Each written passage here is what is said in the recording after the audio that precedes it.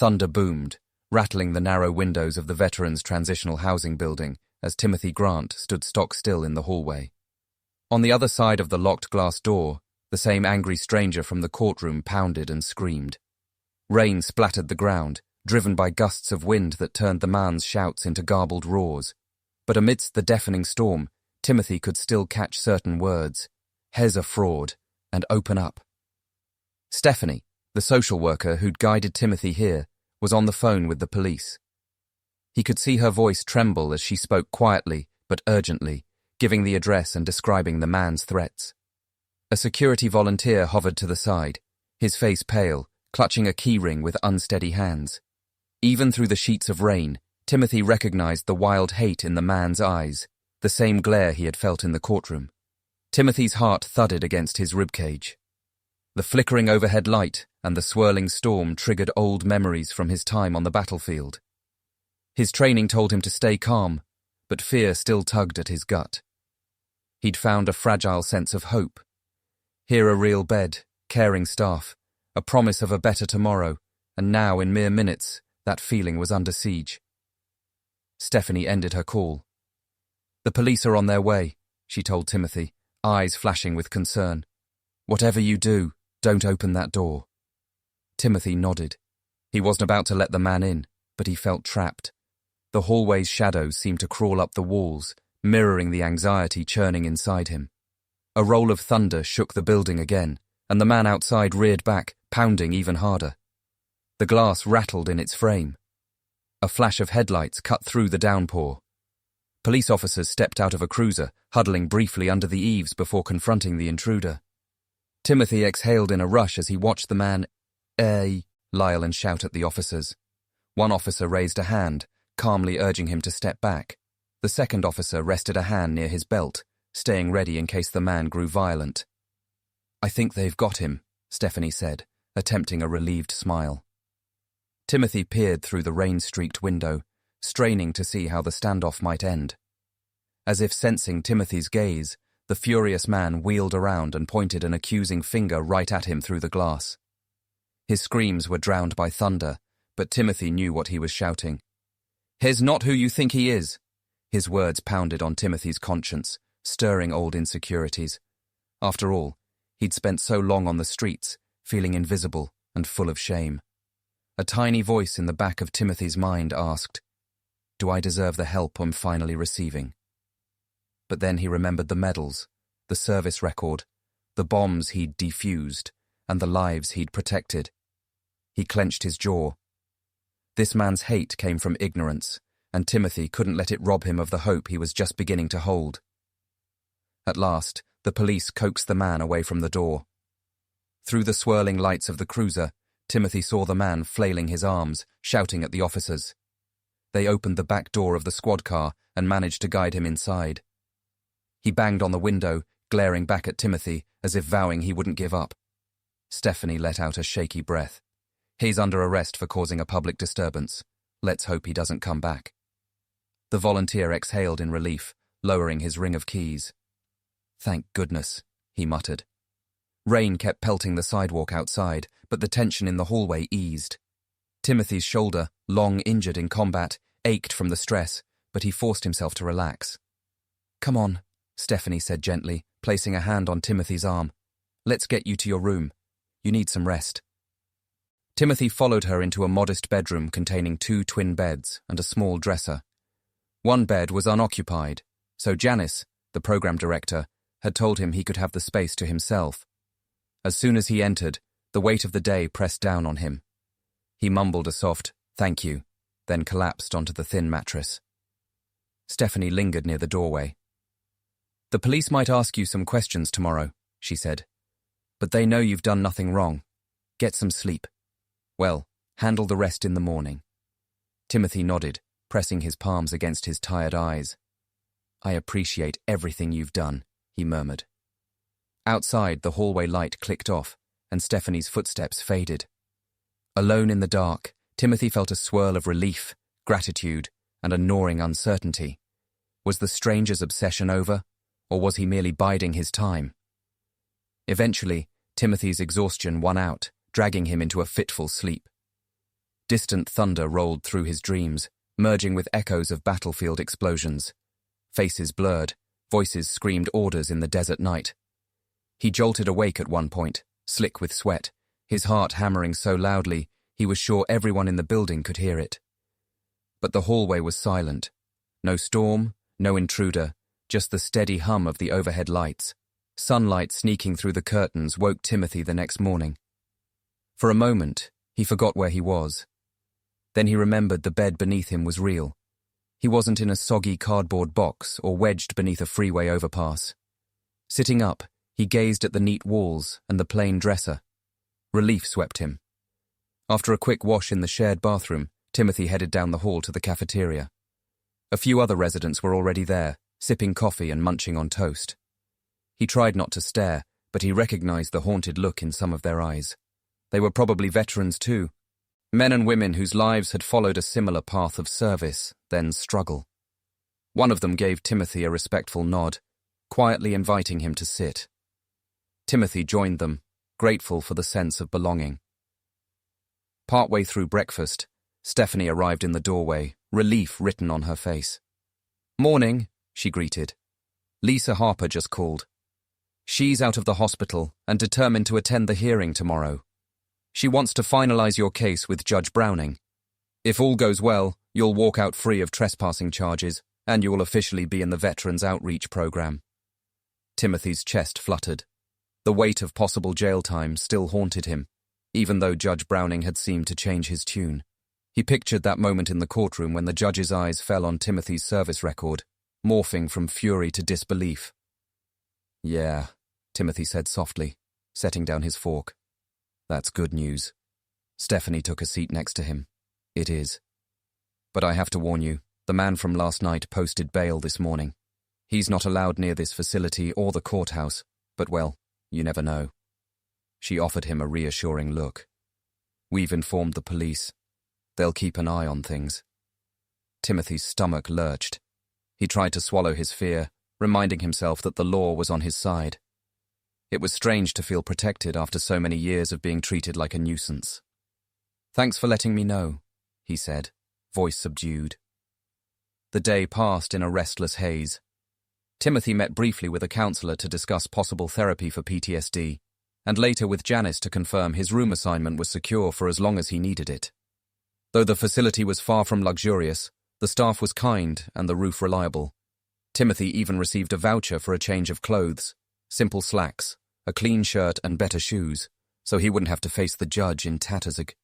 "Fine!" By the time dusk settled, Timothy found himself sitting on a weathered couch in the common area, watching a muted news channel. Another resident, an older veteran named Marshall, quietly joined him. After a few minutes of companionable silence, Marshall cleared his throat. "Saw you come in last night. That crazy guy was yelling outside, huh?" Timothy nodded. "Yeah, he showed up again. I still don't know why he hates me so much." Marshall shrugged. "People have all kinds of reasons. Maybe he lost someone overseas, or maybe he's just got a screw loose. But don't let him get in your head. Focus on your own recovery." Timothy offered a small smile. "I'm trying," he admitted. They turned their attention to the news broadcast. But Timothy's mind kept drifting to the day ahead, when he'd stand before Judge Browning for the final verdict. Part of him dreaded it. What if the judge changed his mind, or the attacker showed up again? Yet he clung to the tiny beacon of hope sparked by Lisa Harper and the judge's remorseful apology. Early the next morning, Stephanie drove Timothy to the courthouse. Rain still fell, albeit more gently than the night before. They slipped past a few reporters who'd caught word of the Casey dramatic story about a homeless veteran scolded by a judge, only to be defended by new evidence. Timothy kept his head low, not wanting to feed the frenzy. Inside, Lisa Harper waited near the courtroom doors, appearing tired but resolute. A faint bruise still shadowed her cheek, where she'd likely bumped against something when she collapsed. When she saw Timothy, relief lit her features. "I'm so glad to see you," she whispered, giving his arm a gentle squeeze. "Judge Browning is already in session, but as soon as he's free, we'll go in." Timothy nodded, nerves twisting his stomach. He tugged on the collar of his new shirt, feeling self-conscious and hoping it appeared respectable enough.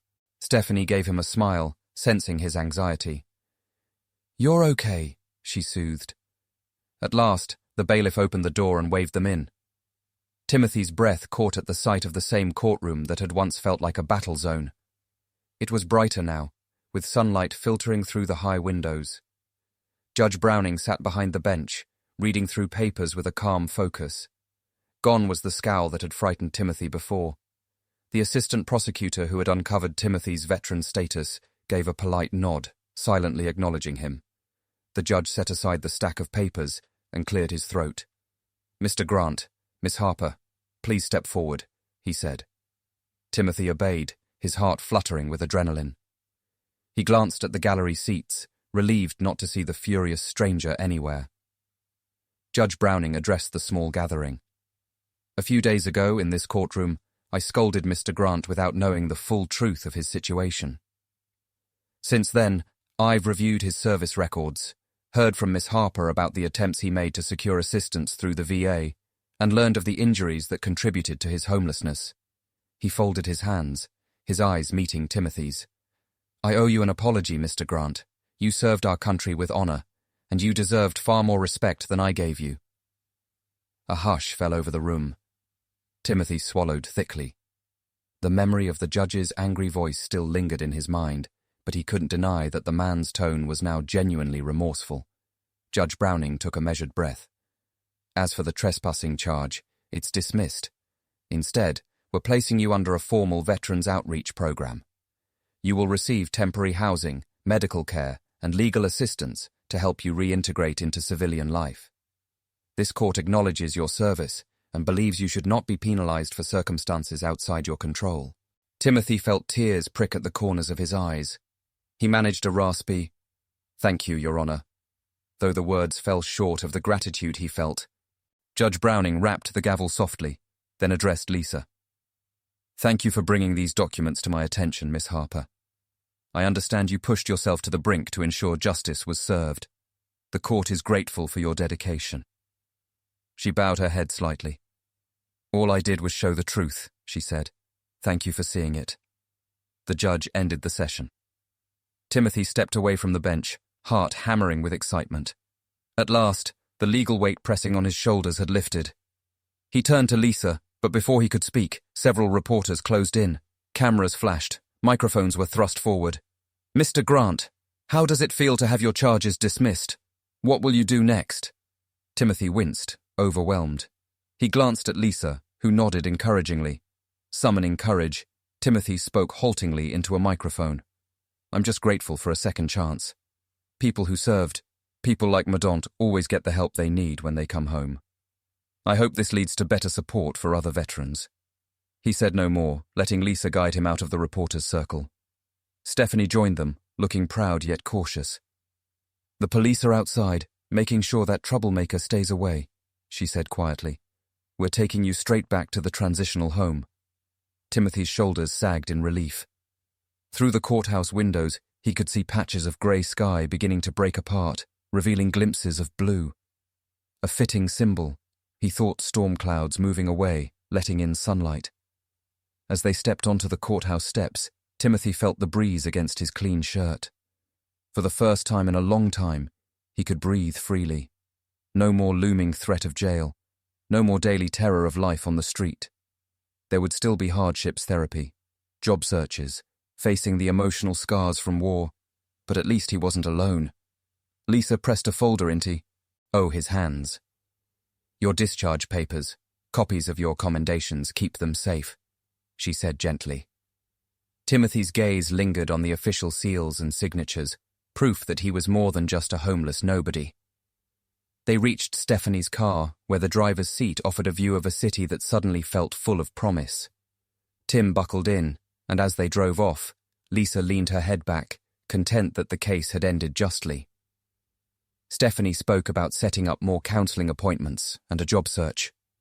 All the while, Timothy stared out the window, absorbing the bustling streets that once ignored him.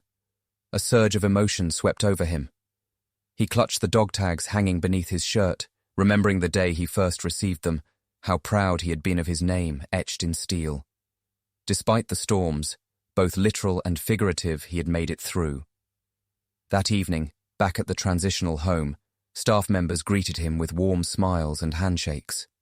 He retreated to the same bedroom he had slept in the night before, but everything felt different now. He wasn't just a desperate man hiding from the rain. He was a recognized veteran receiving a real chance to rebuild his life. As he settled onto the bed, he let out a long breath, tension draining away. Outside, the drizzle had slowed to a gentle patter, leaving a fresh scent in the air. He thought of the judge's apology, the paramedics whisking Lisa to safety, the police pushing back that furious stranger, and every single moment that had brought him here. Maybe his journey was only beginning, but for the first time since returning from combat, Timothy Grant felt he had a genuine place in the world. He gazed at the worn edges of his dog tags, remembering fallen friends and old battles, reminded that he had survived for a reason that went beyond a courtroom scolding or a stranger's accusations, a reason that gave him the courage to hope again.